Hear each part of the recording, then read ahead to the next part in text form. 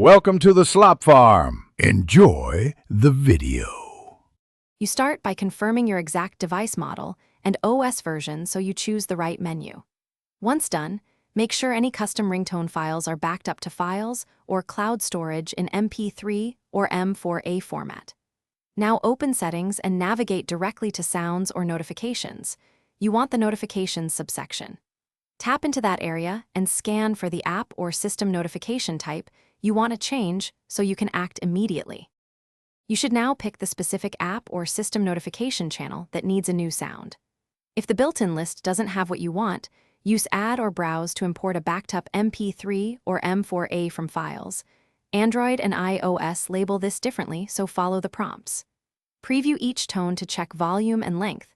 If it's too quiet, increase system volume or edit the file length. When satisfied, apply the tone to save the change. You finish by triggering a real notification to confirm the ringtone plays correctly.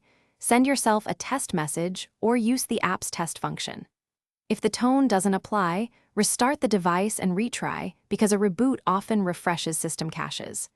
Make sure the app's notification channel is enabled and has permission to play sounds. If not, toggle permissions and reassign the tone. If problems persist, convert the file to a compatible. Thanks for watching. Consider subscribing if we helped you today.